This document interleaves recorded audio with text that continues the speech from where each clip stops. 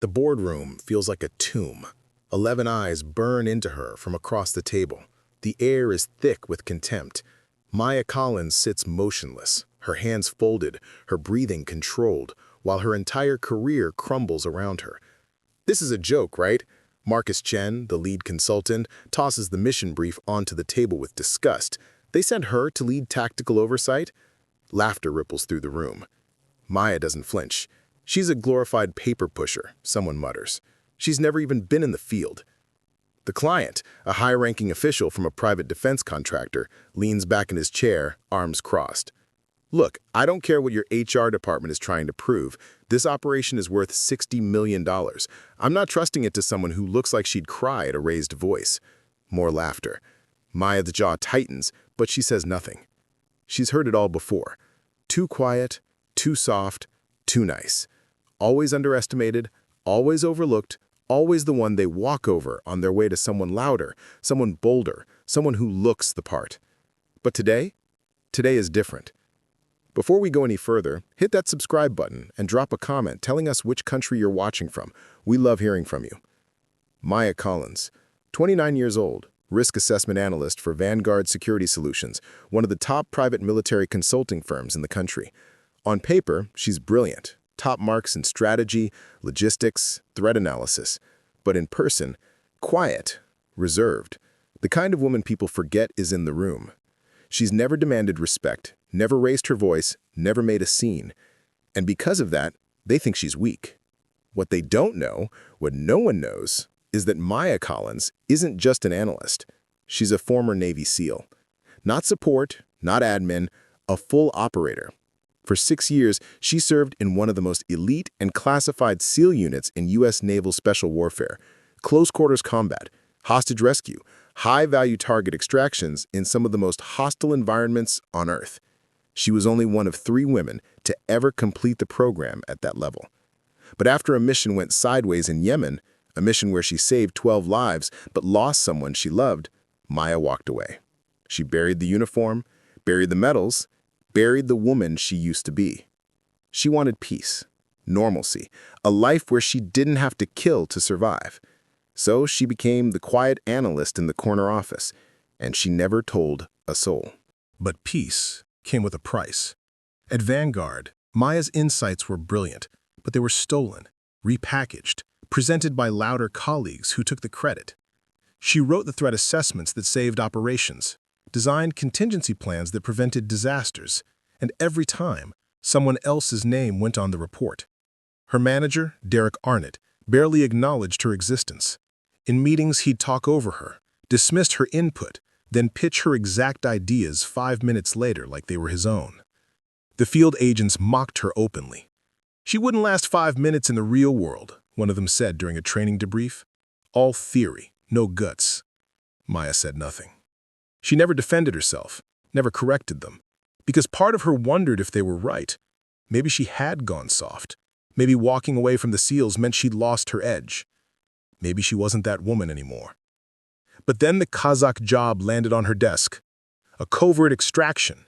American engineers trapped in a collapsing security zone on the edge of the Caspian Sea. Hostile militants closing in. 72 hours to get them out alive. The client demanded oversight from someone with real tactical experience. And Maya's file, her old file, got flagged by an automated system. She was assigned as lead coordinator. Derek tried to overrule it. She's not ready for this. Let me take point. But the client had already seen her classified record. They insisted. So Maya was thrown into the deep end, and Derek made sure everyone knew she didn't belong there. The operation begins to fall apart within 18 hours. The extraction team on the ground loses communication. Hostile forces move faster than anticipated. The engineers are pinned down in a compound with no clear exit. The command center erupts in chaos. "We're pulling them out," Derek shouts. "It's a lost cause." "No!" Maya's voice cuts through the noise. Quiet but firm. "We still have a window." Derek turns on her, eyes blazing. "You don't know what you're talking about. You've never been out there. You've never had bullets flying past your head. This isn't a spreadsheet, Maya." She meets his gaze, calm and unshaken. "I know exactly what it's like." Silence. Reroute Team 2 through the southern perimeter. There's a drainage system that runs beneath the compound. It's not on the client's blueprints, but it's there. I've seen this infrastructure before. Soviet era. They always built secondary exits. Marcus stares at her. How the hell do you know that? Maya doesn't blink. Because I've breached buildings like this in Kandahar, Mosul, and Sarna.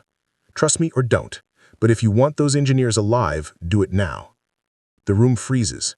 Derek's face goes white. Wait. Someone whispers. You were a SEAL, Maya finishes. Yes. Now move. The team scrambles. Maya takes command like she never left. Her voice is steady, surgical, every word a calculated strike. She redirects teams, calls out blind spots, predicts enemy movement with terrifying precision. Within 90 minutes, the engineers are extracted. 0 casualties. The room erupts in stunned relief. Marcus stares at her like he's seeing a ghost. You were actually. Maya's expression doesn't change. I was. But it's not over. Just as the extraction team reaches the evac zone, new intel comes in. A second group, 4 journalists who were embedded nearby, are trapped 2 kilometers east, surrounded. No way out. And there's a sandstorm rolling in. If they don't move in the next 20 minutes, everyone's grounded. No air support, no rescue. It's impossible. Derek shakes his head. We can't. It's suicide. The client agrees. We got who we came for. Cut losses. Maya's hands are already moving across the keyboard. I'm going in. What? Derek nearly chokes. You can't. I'm not asking for permission. She's already pulling up satellite feeds, mapping routes, calculating time. I'll take a solo infill, fast and light. I've done it before. You'll die out there. Maya stands, her eyes cold and certain. Then I'll die doing my job. She walks out before anyone can stop her. 12 minutes later, Maya is on a helicopter, headset on, rifle across her lap. The sandstorm is a wall of death on the horizon. The pilot shouts over the roar of the blades. This is insane! Just get me close, Maya shouts back. They drop her half a kilometer out. The wind is already tearing at her. She moves like a shadow. Fast, silent. Every instinct she buried for 3 years comes roaring back to life. She reaches the compound, hostiles everywhere. She doesn't hesitate. Close quarters combat, precision shots, controlled aggression. 3 tangos down in 15 seconds. She reaches the journalists, terrified, huddled, certain they're about to die. Maya Collins, Vanguard Security, we're leaving now. She leads them out through a kill zone, suppressing fire with surgical accuracy, every movement textbook seal. The sandstorm swallows them just as they reach the evac point. The helicopter pulls them up into the storm, rotors screaming.